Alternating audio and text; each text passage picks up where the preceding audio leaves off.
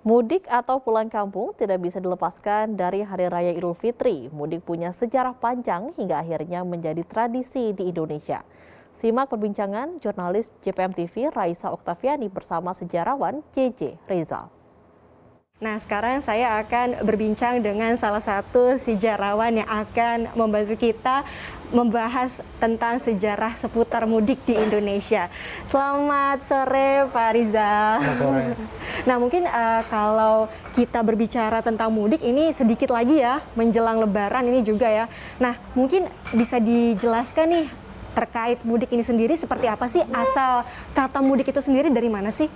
Istilah mudik dengan pengertian yang hari ini kita mengerti sebagai kembali ke kampung pada hari raya Lebaran gitu ya, itu baru dimulai muncul di tahun 1950-an, terutama setelah ibu kota kembali dari Jogja. Waktu itu kita ingat beberapa tahun kemudian Ismail Marzuki menciptakan lagu Hari Lebaran begitu ya. Dan di situ kita tahu bahwa Lebaran itu menjadi fenomena termasuk dengan mudiknya. Nah, kata mudik dari dunia Melayu yang disebut di abad ke-14, ke-15 itu mengalami pengayaan makna. Dia bukan hanya dalam artian kembali ke hulu ya, awalnya sungai, titik nolnya sungai, tapi kembali kemana-mana. Nah, waktu itu fenomenanya adalah orang dari Jakarta kembali ke kampung. Padahal orang Jakarta, orang Betawi terutama sebagai bagian dari kebudayaan Melayu itu juga mengenal kata udik, tapi artinya kembali ke hulu sungai itu artinya ke selatan, karena hulunya Ciliwung itu kan ada di selatan gitu ya. Tapi pada tahun 1950-an, kemudian muncul tahun 1970-an, ketika fenomena mudik itu sudah bukan menjadi fenomena yang kecil ya, tapi fenomena yang besar dan bukan menjadi perhatian bukan hanya pemerintah Jakarta, tapi pemerintah nasional, dan menjadi ujian bagi keberhasilan bukan hanya sistem transportasi, tapi dalam banyak hal, misalnya perkembangan ekonomi, ketersediaan pangan dan segala macam gitu. Itu orang nggak lagi balik ke hulu sungai, nggak lagi balik ke selatan. Orang mudik tuh bisa ke utara, bisa ke tenggara, bisa ke barat, bisa ke selatan. Banyak arah ya. Orang kemana-mana jadinya gitu. Nah itulah kalau kita mau tahu fenomena mudik sebagai fenomena budaya dalam artian arkeologi linguistiknya ya, artinya sejarah dari kata mudik itu sendiri mengalami perubahan pengayaan makna begitu ya, dari yang semula artinya ke hulu sungai, ke selatan, tidak lagi orang kembali ke hulu sungai. Ada orang kembali ke kota Jogja, itu bukan di hulu sungai gitu. Ada orang kembali ke Semarang, ada orang kembali ke gunung-gunung begitu ya, ke kota lainnya, dan nggak harus ke selatan, tapi bisa ke segala macam arah. Nah, tadi saya akan mendengar sekilas tentang Betawi ini. Memang berarti kata mudik ini, suku Betawi sendiri ini mempunyai andil untuk ikut dalam tren memunculkan kata mudik gitu ya?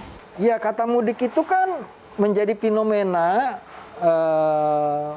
justru karena persoalan besar dari konsep pembangunan Indonesia yang waktu itu sifatnya konsentrik gitu. Jadi seluruh pembangunan itu berpusat di Jakarta. Jadi aktivitas bukan hanya politik, tapi juga aktivitas ekonomi dan semua yang berkait dengan ekonomi, dengan kehidupan masyarakat secara luas begitu, itu bertumpuk di Jakarta. Itu yang menimbulkan Jakarta seperti lampu petromak yang disamperi laron-laron dari mana-mana, karena di sepanjang yang mendapatkan sinar hanya di sekitar petromaknya saja, di luar yang tidak terjangkau itu gelap gitu.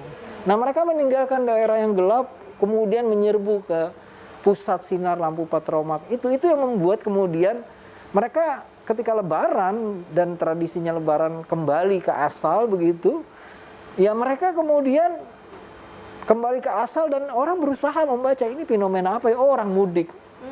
Orang udik, orang kembali ke kampung begitu.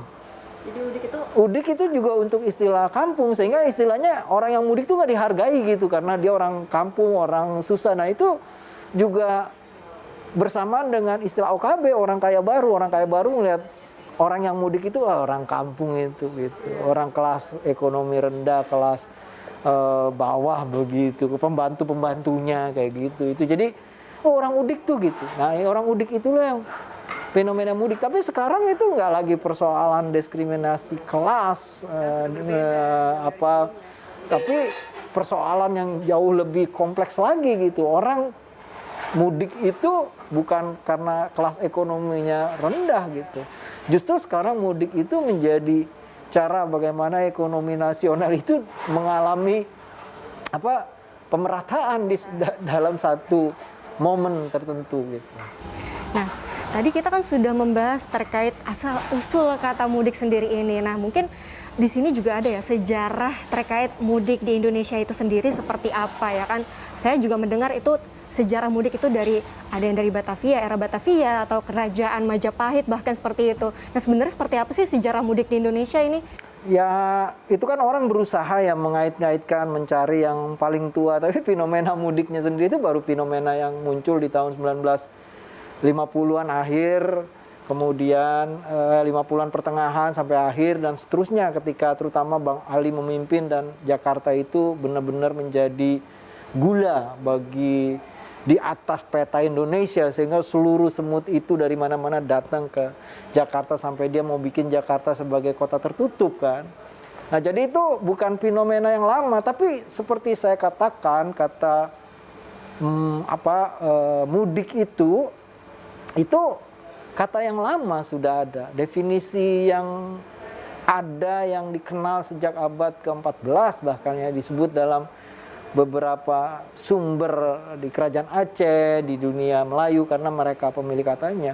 Kemudian aja orang-orang orang Jawa gitu ya merasa kebudayaannya besar, imperior, dan yang paling banyak mudik begitu, kemudian mulih disik gitu bilangnya. Nah, itu gotak-gatuk aja gitu, bukan sesuatu yang ini. Tapi menurut saya itu justru menggambarkan mudik itu memang fenomena kebudayaan yang besar, fenomena ekonomi yang besar begitu, sehingga orang berusaha untuk menjadikan mudik itu bagian dari kebudayaannya dia, bagian dari klaim bahwa kami pemilik yang sah gitu. Tapi menurut saya itu nggak masalah, justru itu menggambarkan bahwa memang mudik ini peristiwa istimewa. Gitu.